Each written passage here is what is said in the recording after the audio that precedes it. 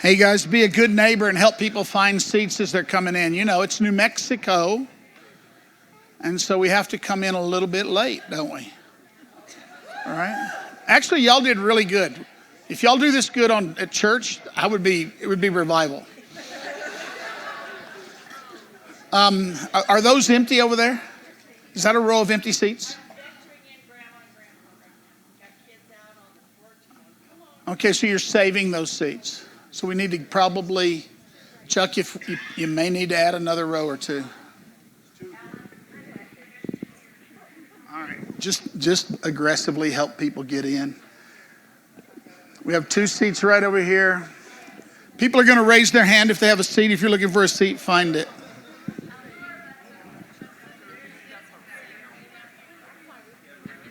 And the kids can come sit on the floor.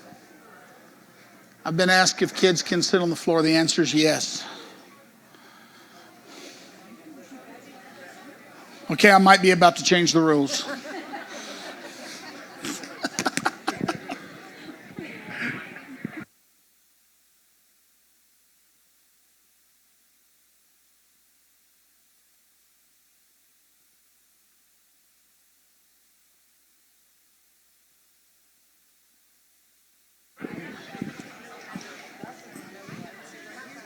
Andrew, how many seats you need? You found 4 seats? Okay.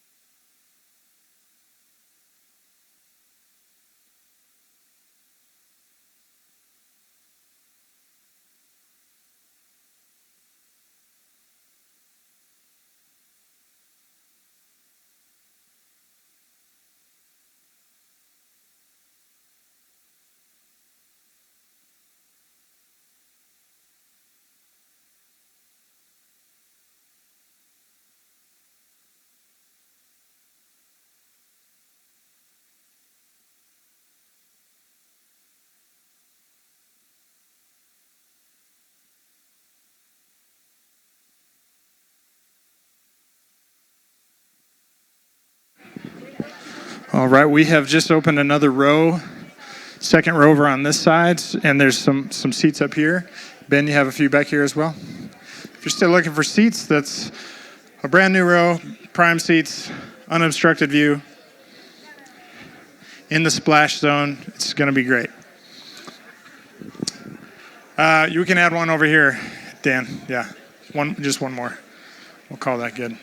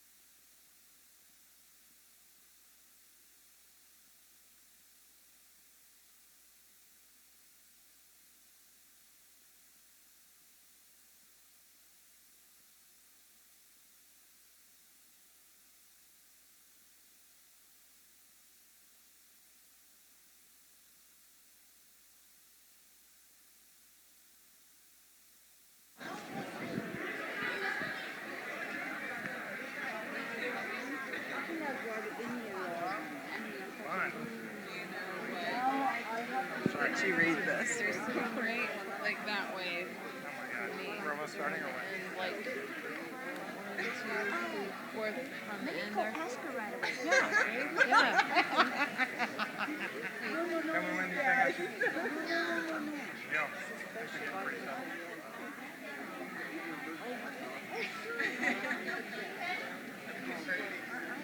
Just tell them, let's get everybody settled.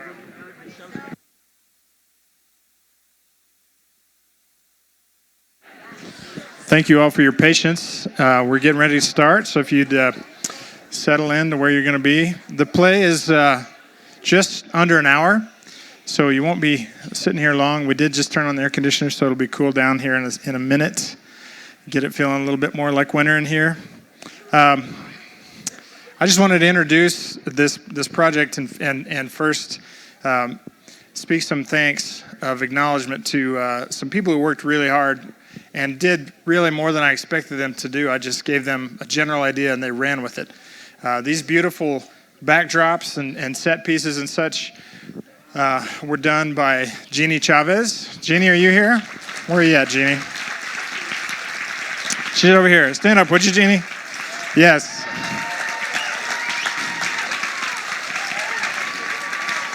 I mean, yeah, Jeannie spent over 30 hours working on this stuff, and I was hoping for 3 or 4 hours, and she knew what that was going to look like, so she went ahead and went with 30 plus, and we got this.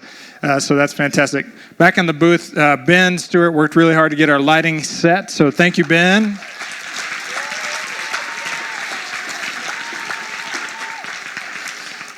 And Sean Regal was here yesterday hanging these mics. And so we have great sound for the live stream and for the room. Thank you, Sean. I want to acknowledge Josh Garner, who's going to be on stage shortly as an actor, as a co-director and a stage manager.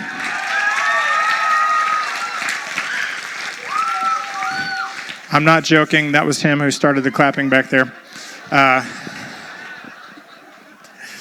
And his face is not red. So he's been a big help in that regard. Also, Delphine Lisignoli has done all of our costuming, and she's done a fantastic job with that.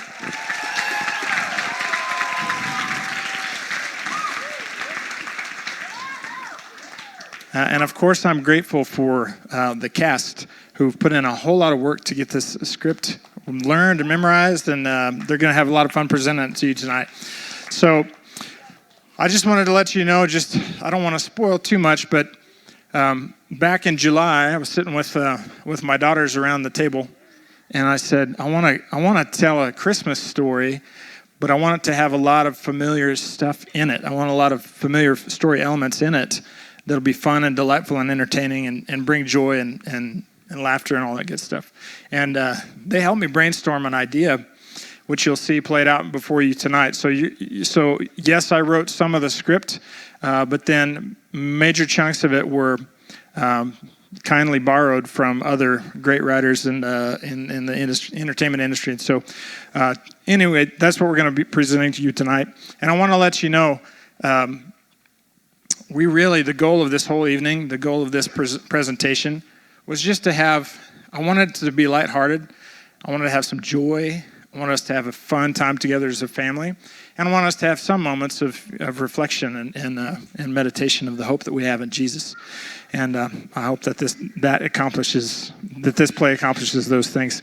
So let's get started then, if we will. I'm going to say a quick prayer and then we'll get going. Lord, I thank you for tonight. Thank you for everyone who's come out to be a part of this and for their support. And for all these people who've worked hard to make this production a success, Lord. So I thank you for that. And I thank you for you being in our midst, Lord, and that we're gathered here in your name to pour out an offering to you, to join together as family, and to laugh together, to enjoy one another, and to enjoy you, Lord. And so we do that tonight in your name, Jesus. Amen. Without further ado, do you hear what I hear?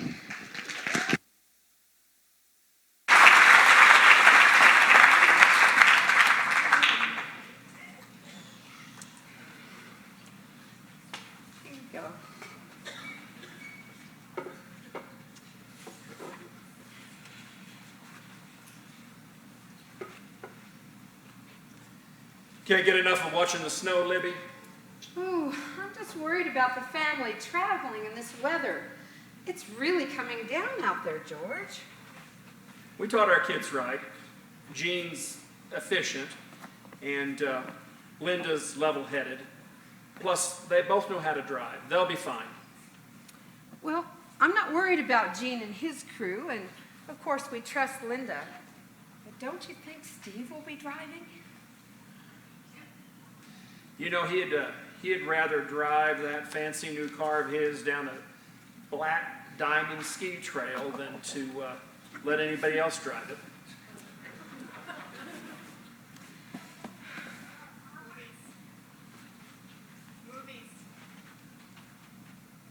Did you find that box of movies up in the attic?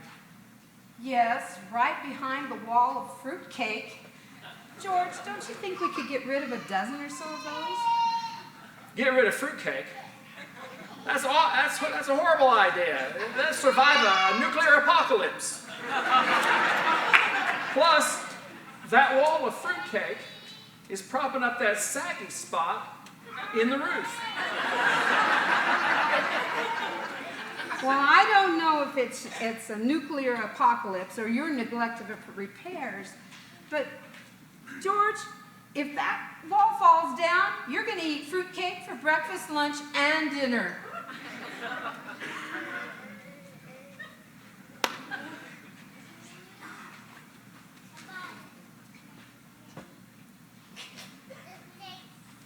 Oh, I think they're here. They're here.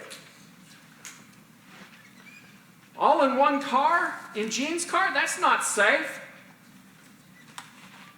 Oh, Merry Christmas Eve, oh, Jane. Oh, here. Hi, Debbie. Oh, Jennifer. And Troy. Hey, I Grandma. can't unreach you. Oh, Connor, thank you.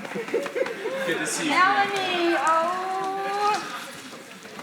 Linda, oh, I waited. Oh. But where's Steve? Oh, he's out looking for a cell phone signal. Cell phone signal. Can't his secretary just tell people he's on vacation? It's Christmas. He's trying to call AAA, Dad. Yeah, he drove that beautiful, fancy, high-performance vehicle off the road a few miles back. Yeah, if you could call that driving. Troy. Just Nice to hear Uncle Steve. We're fine. The car is fine. Jean was behind us, so we all managed to fit in the SUV. That was fun. I got to ride in Jennifer's lap. I got to sit in Troy's duffel bag.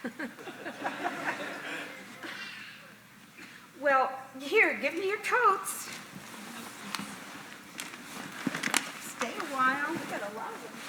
Oh, I can take them. And guess what? I'm gonna go get the camera. Time for Christmas pictures. Yeah. The annual First Things First family photo. I heard that.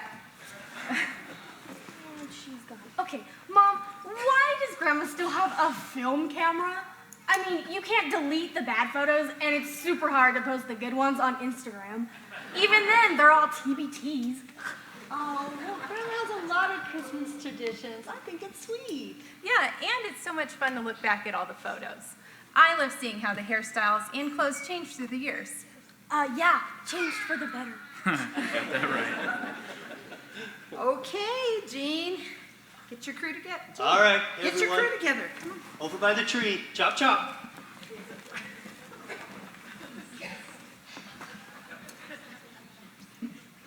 Okay, now smile.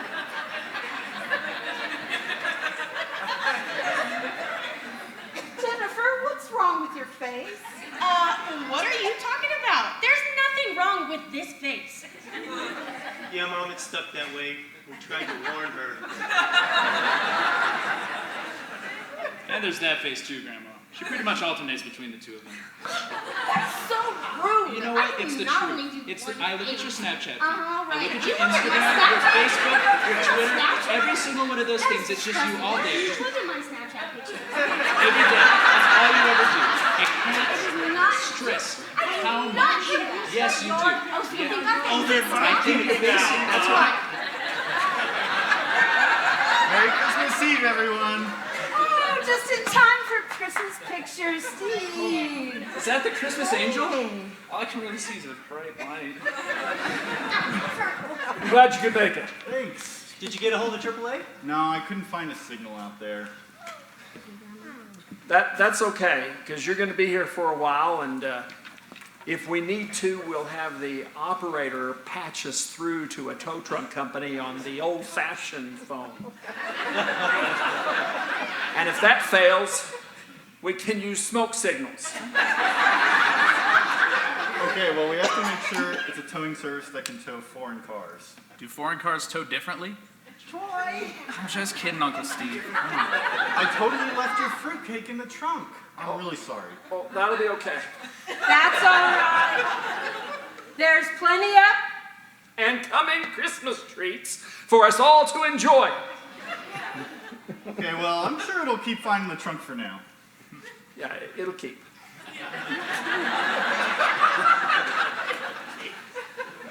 Photo? Oh, yes. Steve. All right.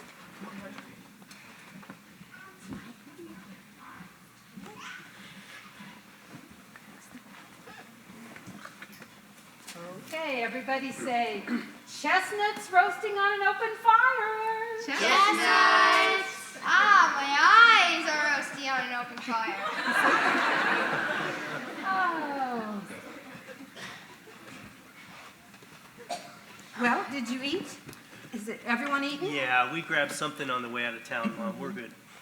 Hey, Grandpa, when are we going to start the Christmas movie marathon? Well, whenever you all are ready. I'm ready right now. Grandma, can we have popcorn? Oh, of course we can. Why don't you come help me? And Grandpa, I don't mean to pester, but can we start with the good movies first and save the boring ones for after I've already fallen asleep? Well, now, Troy, since I don't know your judging criteria for the good movies and the boring ones, I'll let you go first. Sounds good to me. Go ask your grandma where the box of videos is, and let's plug one in. So, how you been doing, Daddy? Oh, I can't complain. It wouldn't do any good if I did. I could have predicted this weather with the way my knees are aching.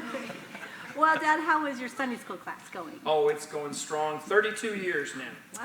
I sure admire that dedication, George. Yeah, you know, he loves the Lord, and he loves telling stories. Sunday school is just a perfect fit for him.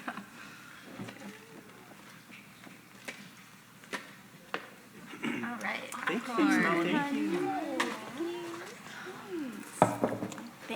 We'll take this. Okay, sorry. Sure.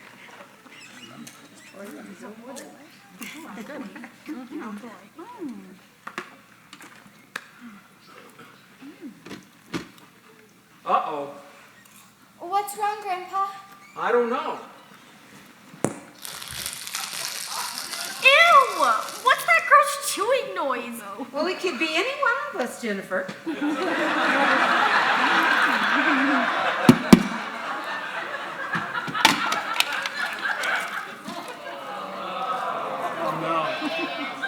Grandpa, there's some black Christmas ribbon hanging out of this movie rectangle here. Yeah, there's some black smoke coming out of the back here, Pop. I'm afraid your VCR's had it. I've had that VCR since you were Troy's age. Okay. No worries, Grandpa. Do you have Netflix or Hulu? I got a hula hoop in the garage. What kind of net? What good's that gonna do? Never mind. It's fine, George. I'll just run out to Walmart tonight and buy you a new VCR. No problem. When are you gonna drive, Steve? Jean's? Jean's car? Not too crazy about that idea, Steve. Guys, the snow is falling very heavily out there, and the temperature's dropping. I think it's too treacherous to go out driving tonight. But what about our Christmas movie marathon?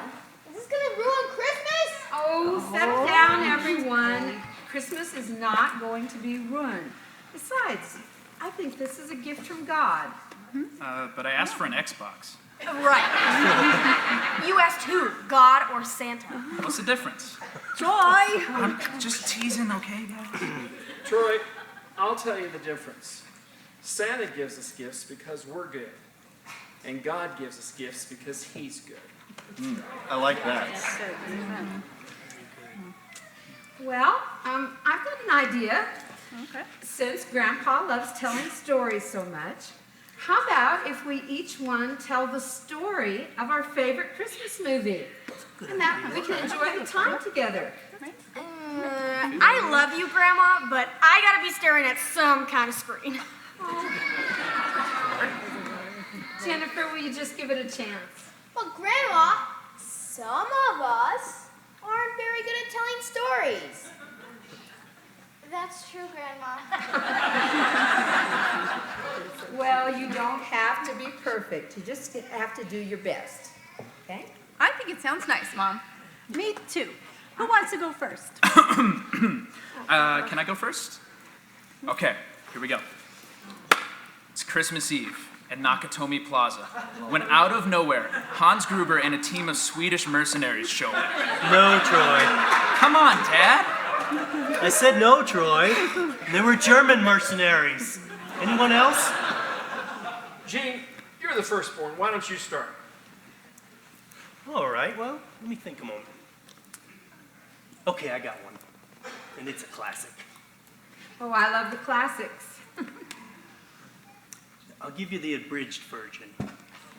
So this money-grubbing guy named Ebenezer Scrooge is going to bed one night when his dead business partner shows up. Oh, well, no time for subtleties or nuance, honey. Just trying to get to the point, dear. Anyway, the dead business partner's name is Jacob McMarley.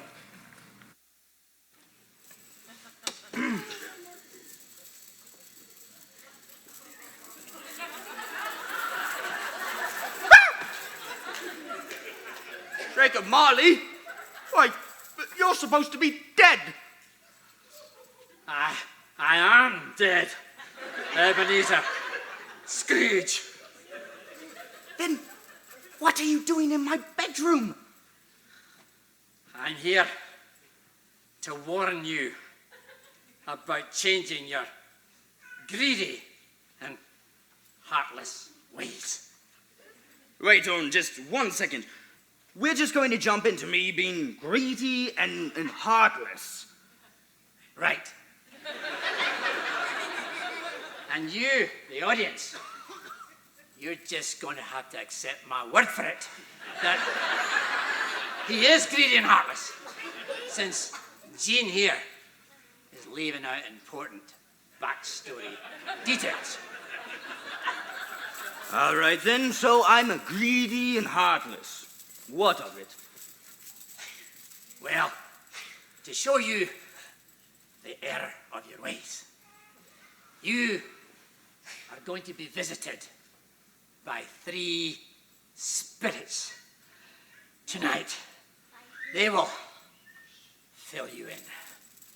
And when should I expect these spirits, per se? Well, in an ideal narrative, they would come at 3 different watches of the night. But in Jean's version of the story, you're going to see them, Ebenezer Scrooge, in the next few minutes.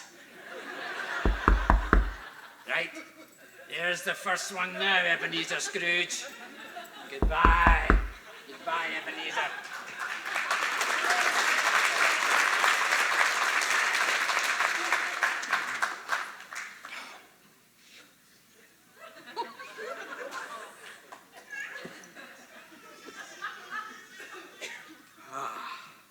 Hello, Scrooge.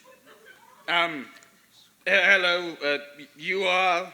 I'm the ghost of Christmas past, and I'm here to revisit some memories with you.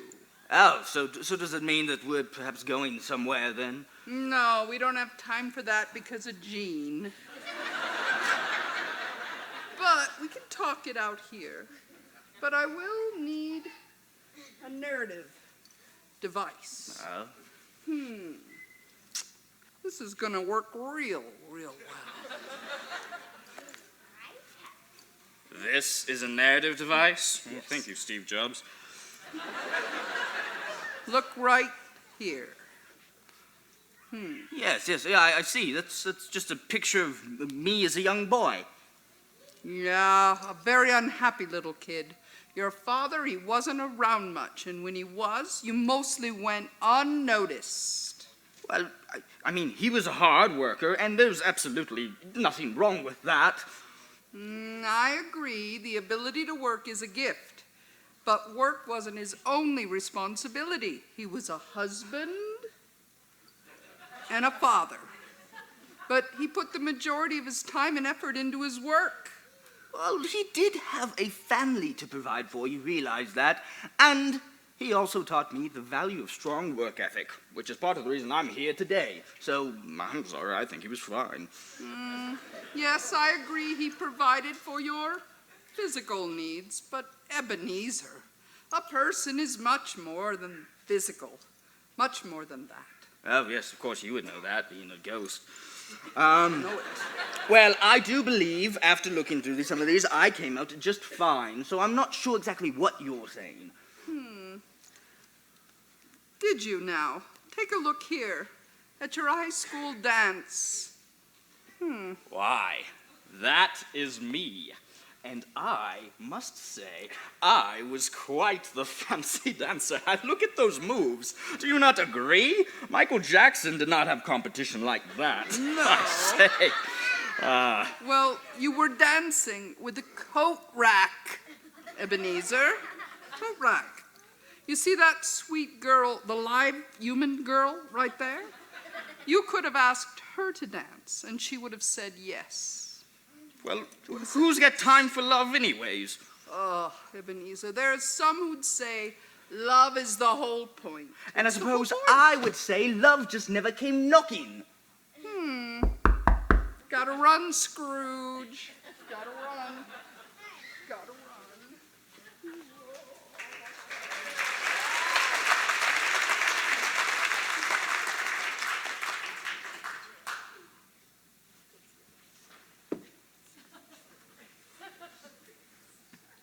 Who are you? I'm the ghost of Christmas present. Oh, well, this story is just going along hummingly. Well, Jean runs a tight narrative. Do you know who this is? Oh, yes, of course. That's my office assistant, Bob Cratchit. What's that dive of a place he's in? goodness gracious. That's his home, Ebenezer. Well, it's really run down. And why is that little boy on crutches? Well, that's his son, Tim. He's very ill. He needs medical treatment, but Bob can't afford it. Well, that is ridiculous. Every single one of my employees has health benefits. I mean, well, some of them do. I think they do. They should, anyways. Yeah, but it's sky-high deductibles. Plus, your health plan doesn't cover what Tim needs. And what do you expect me to do about something like that? The insurance companies are bigger crooks than I am. Have you heard of Obamacare? Scrooge, do you think you're paying Bob a fair wage? Of course. Do I think I'm paying him a fair wage? Of course I do. In fact, he's making more working for me than if he was flipping hamburgers somewhere. Yeah, but consider the workload you put on him and the after-hours demands on his time and how Sorry. It has been so lovely. Thank you so much. Just please go. Come back for a cup of tea sometime. Really. Take the iPad or whatever you want. Take it with you. I'm happy. I don't want to talk to you anymore because you're so annoying.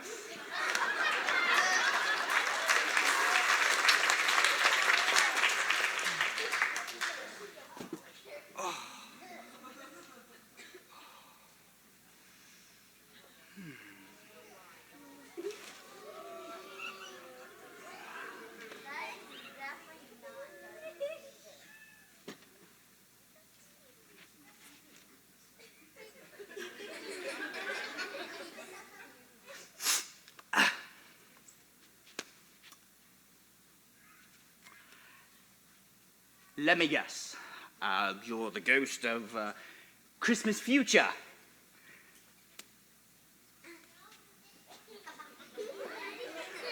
Kind of spooky looking. A sparse conversationalist, I must say. All right, fella, when it's coming to social skills, you're not exactly killing it.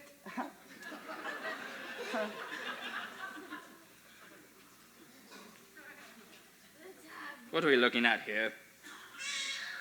A cemetery? That's dreary.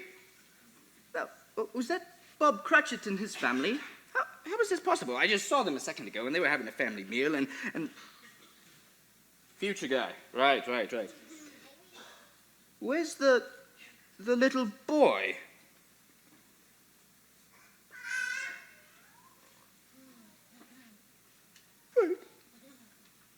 Are you telling me he dies? No. You're not telling me anything. This is not right. Wait, the screen went blank. Are you telling me my iPad battery dies?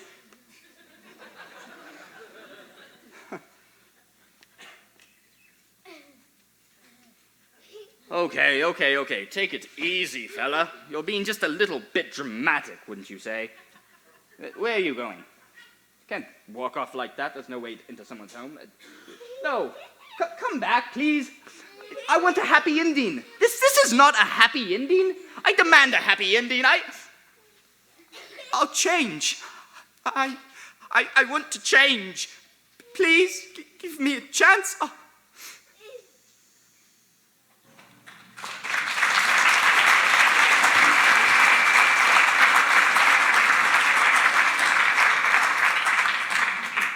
Does he change, Uncle Gene? As a matter of fact, he does, Melanie. He begins to treat Bob and his family with kindness. And he pays for Tim's medical treatments, which saves his life. And he buys a Christmas goose. Oh, Gene, that was heartwarming and efficient. Cool story, Uncle Gene. Tell us about the pet Christmas goose. What did Scrooge name it? Dinner? OMG, Troy! Who's gonna go next? Jennifer? No thanks, Grandpa. How about you, Connor? I'd rather just listen, Grandma. I'll take a turn, Mom. Oh, that would be wonderful, Linda. Okay, this is my favorite Christmas special. And like Jean, I will just keep to the essentials. There once was a boy who didn't really belong, even though he really wanted to fit in. Even his dog was cooler than him. That boy's name was Charlie Brown.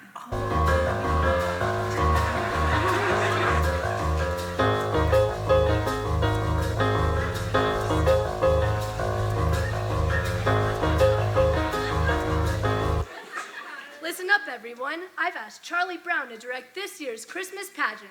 Oh no, not that blockhead. He'll ruin Christmas. Look sharp, everyone. He's coming.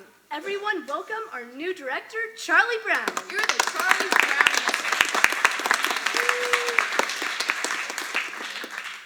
Thank you, everyone. I am very pleased to be directing this Christmas play. So let's get right to handing out parties. Shermie and Linus, you two are shepherds. Sure thing, Charlie Brown. Again, I'm a shepherd every year. Pigpen, you'll be the innkeeper. Where's Snoopy? Pull out to play for all the animals. Shorter, let's have some music for the first scene. Wait. Hold on a second. Charlie Brown, what's my role? I'm supposed to be the Christmas queen. You can't waste all this beauty. This is all wrong. What do you mean? I'm not beautiful? No, that's not what I mean. I mean to say that the play is all wrong. What are you talking about, Charlie Brown? Yeah, Charlie Brown. We all know that Christmas is way too commercial, but we just have to embrace it. I want you to go out and buy a big, shiny Christmas tree and make sure it's aluminum. Pink if you can find one, and don't mess this up, Charlie Brown. Good grief. What do you think, Linus? Do you even make wooden Christmas trees anymore? This is all wrong. I wish I knew the true meaning of Christmas. Does anyone know? I know the meaning of Christmas, Charlie Brown. And there were in the same country shepherds, abiding in the field and keeping watch over their flocks by night. And lo, the angel of the Lord came upon them. The glory of the Lord shone round about them. And they were sore afraid. And the angel said unto them, Fear not, for behold, I bring you tidings of great joy, which is for all people. For unto you is born this day in the city of David a Savior, which is Christ the Lord. And suddenly there was with the angel a multitude of heavenly hosts, praising God and saying, Glory to God in the highest, earth peace, goodwill towards men. That's the meaning of Christmas, Charlie Brown. Oh, my sweet Babylon. Merry Christmas, Charlie Brown.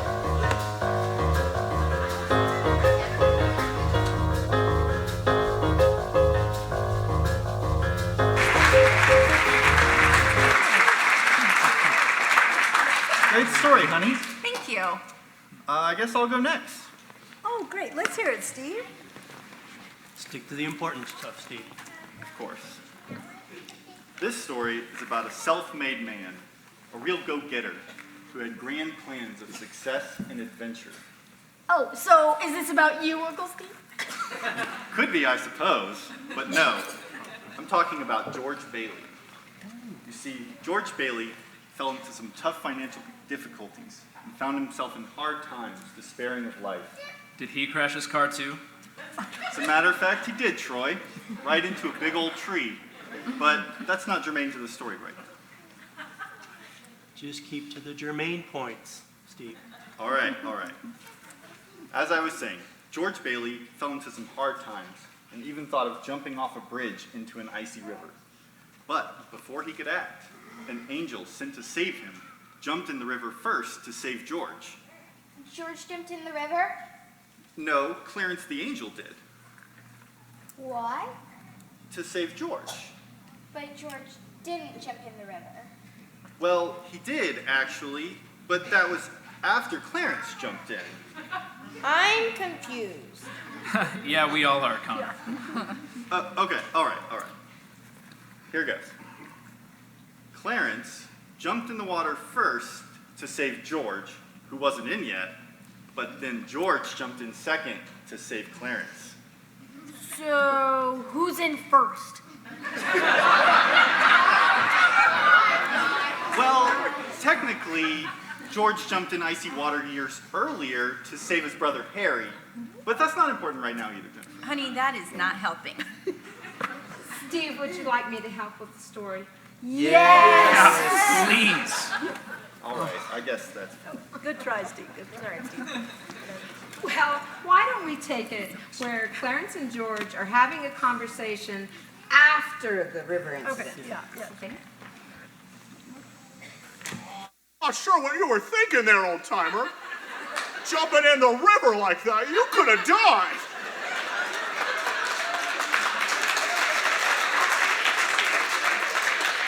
Jumped in to save you. Say, do you mind if we skip that part? That Steve fella kind of soured everybody on that bit of the story. What did you think taking your life was going to accomplish? Think of poor Mary and your children. Think of poor little Zuzu. Yeah, I suppose you're right. It'd probably be better if I'd never been born. Wait.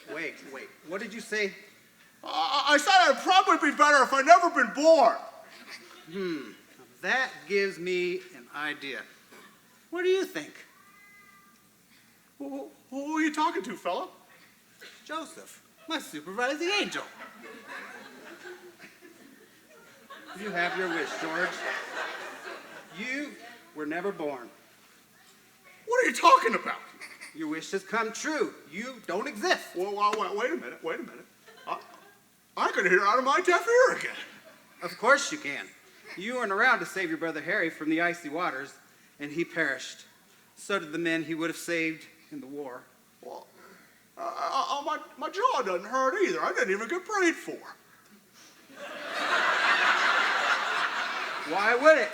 That angry gentleman didn't punch you for yelling at his wife over the phone.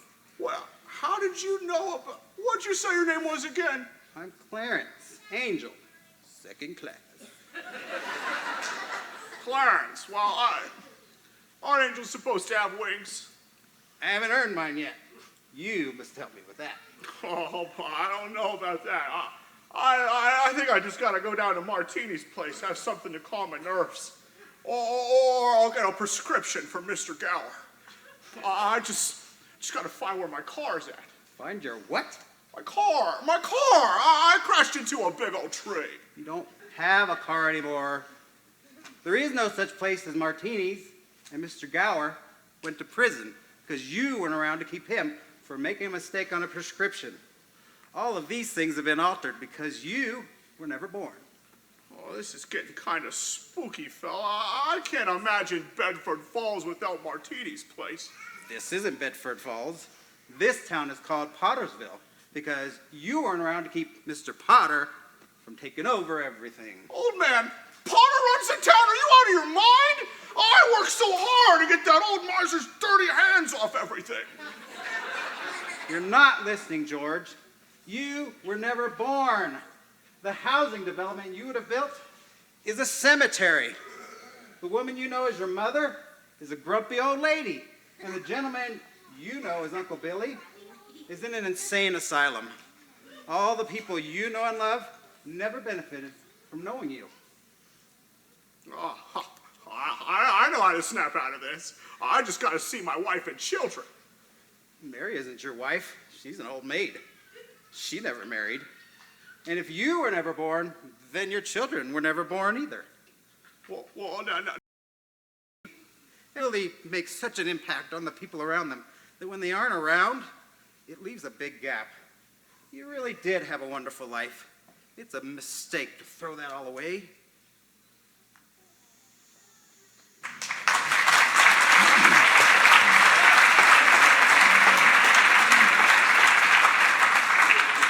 And so Clarence took George all over Pottersville, and he allowed him to interact with people who he knew, but they didn't know him, until he realized that his life had drastically changed, that life had drastically changed there without him. So then he offered up a desperate prayer, asking God to give him life again. So what happened? Well, God answered his prayer and gave him his life back, along with the problems he was trying to avoid. But you know what? The funny thing is that when George found his wife and his children and his family and friends, he didn't really care about his problems anymore. Oh, good. I gotta admit, that's a better rendition than I would have done. Also, I don't feel so bad about my car being stuck in a ditch anymore. Yes, and it really makes us think about how different life would be without each of us in it. Yeah. My turn. My turn. Melanie, you have a story to tell? Yes, I do, Grandpa. Oh, brother. Connor, give her a chance. Go ahead, Melanie. Okay, once there was a man named Buddy the Elf. Was he man or elf, Melanie? Both. Be quiet. Anyway, he was a human raised by the elves in the North Pole.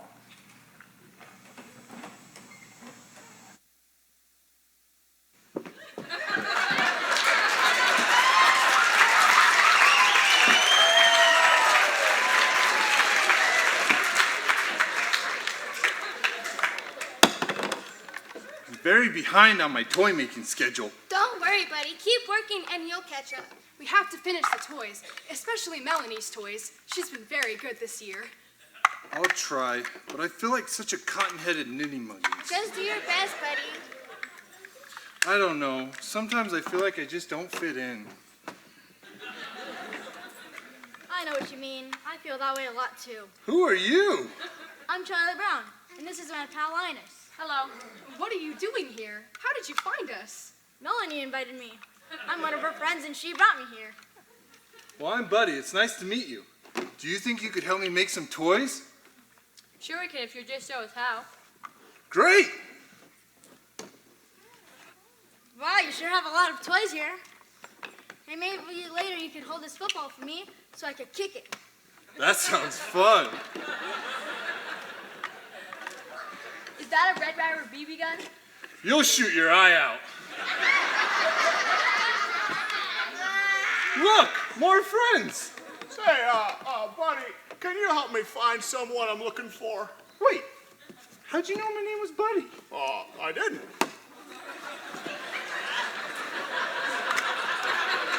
What's your name? I'm George Bailey. This is my daughter, Zuzu. Zuzu? That's fun to say. Zuzu. Hi, Zuzu. Hi, buddy. Nice to meet you. Well, George, what can we help you with? Well, yeah, I'm looking for a friend of mine. I'm not sure if he'd be around here. He's an angel. Second class. Name's Clarence. Clarence? I know him! Somebody call for me? There he is! Hi, Clarence! Oh, yes! Fine now. Sorry about that, Clarence. I hope you're all right. Well, it's good to see you. I never got a chance to thank you for what you showed me. Oh, no need to thank me. I was just doing my job. I should be thanking you. Look at my wings. Your wings are beautiful, Mr. Clarence. Say it again. Your wings are beautiful, Mr. Clarence. Oh, thank you, Zuzu. Are you guys friends with Melanie, too? Yeah, she's great. She has a big imagination. Well, do you think you guys could help me finish making my toys? I hope to get them all done today so I can keep my plans for tonight. What are you doing tonight? I'm gonna play board games with Mr. Nora, the Grinch, Frosty the Snowman, and the Great Pumpkin. I knew it! I told you, Charlie Brown. I told you. I never doubted you, Linus. Wow, buddy, we have a lot of new friends and a lot of new help. We sure do. Now all we need to get this toy-making party started is some music.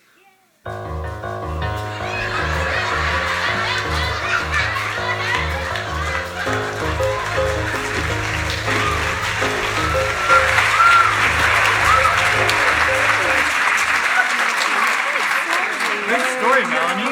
Yeah, good story, job, sweetie. Melanie. That was very imaginative. That was actually pretty cool, sis. Thanks. Can I tell Christmas at Nakatomi Plaza now? No. Grandpa, you love telling stories, right? Yeah, it's your turn, Grandpa. Let's hear it, Dad. Yeah. Oh, well, my Christmas story takes place a long time ago and far away. Is it the Star Wars Christmas special, Grandpa? No offense, Grandpa. That was a pretty terrible program. Yeah, I agree with Steve. There was a Star Wars Christmas I show them? Why did I know about this?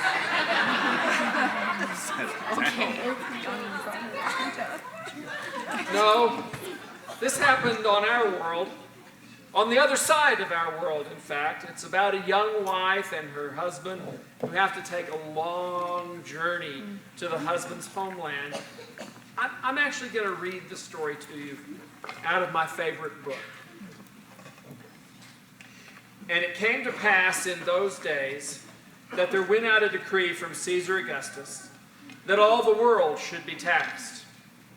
And this taxing was first made when Cyrenius was governor of Syria. And all went to be taxed, every one into his own city. And Joseph also went up from Galilee, out of the city of Nazareth, into Judea, unto the city of David, which is called Bethlehem, because he was of the house and lineage of David, to be taxed with Mary, his espoused wife, being great with child. And so it was that while they were there, the days were accomplished that she should be delivered. And she brought forth her firstborn son, and wrapped him in swaddling cloths, and laid him in a manger, because there was no room for them in the inn. And there were in the same country shepherds abiding in the fields, keeping watch over their flock by night. And lo, the angel of the Lord came upon them, and the glory of the Lord shone round about them, and they were sore afraid. And the angel said unto them, Fear not, for behold, I bring you good tidings of great joy, which shall be to all the people. For unto you is born this day in the city of David a Savior, which is Christ the Lord. And this shall be a sign unto you. You shall find the babe wrapped in swaddling cloths, lying in a manger. And suddenly there was with the angel a multitude of the heavenly host, praising God and saying, Glory to God in the highest, and on earth peace, goodwill toward men. And it came to pass, as the angels were gone away from them into heaven, the shepherds said one to another, Let us now go even unto Bethlehem, and see this thing which is come to pass, which the Lord hath made known to us. And they came with haste, and found Mary and Joseph and the babe lying in a manger. And when they had seen it, they made known abroad the saying which was told them concerning this child. And all that they heard wondered at these things which were told them by the shepherds. But Mary kept all these things and pondered them in her heart. And the shepherds returned, glorifying and praising God for all the things that they had heard and seen as it was told to them. That's my favorite story. Yeah, it never gets old. Never gets old.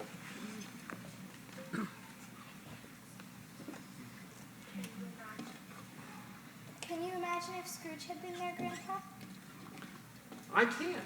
I believe that if Scrooge had been there, he would have seen the treasure of heaven in the eyes of Jesus, and would have known that there's no other treasure can compare.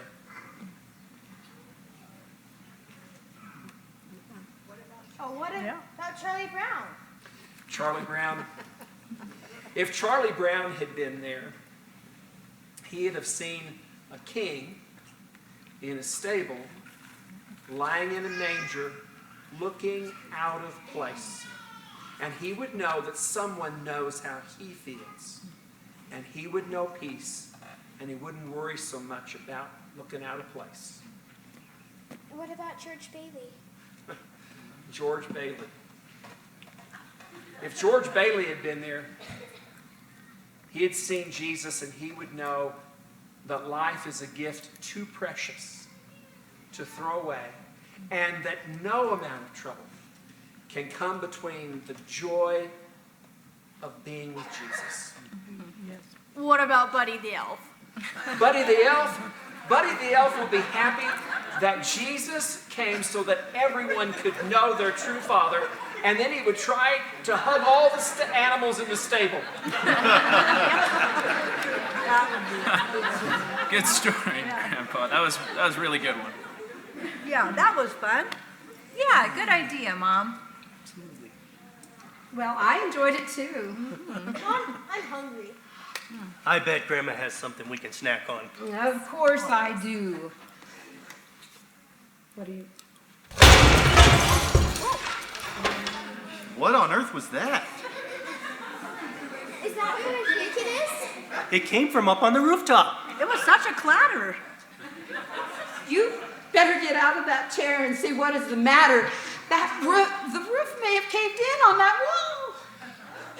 Perfect timing. I'll have the guys help me with it tomorrow. Who wants fruitcake?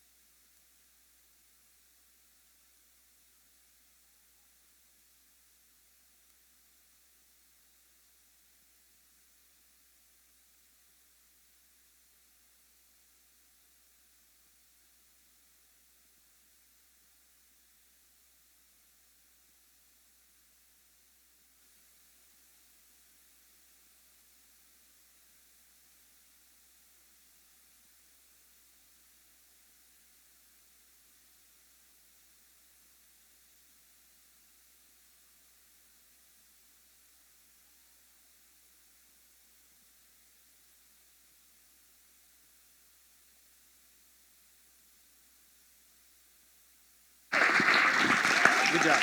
Good job. You did a good job. Wow, thank you so much. How about this cast one more time?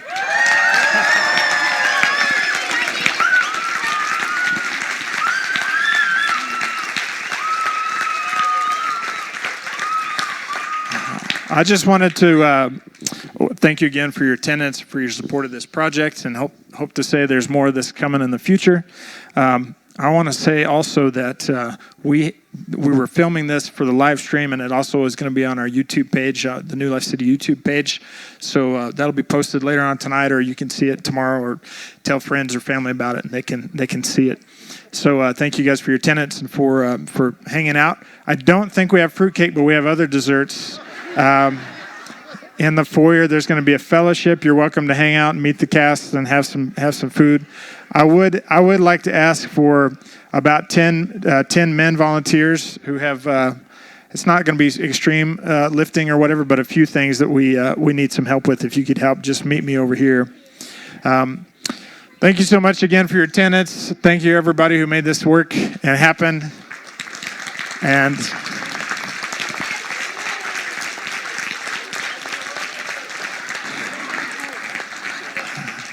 And the whole cast wishes you a Merry Christmas, right, cast? Yeah.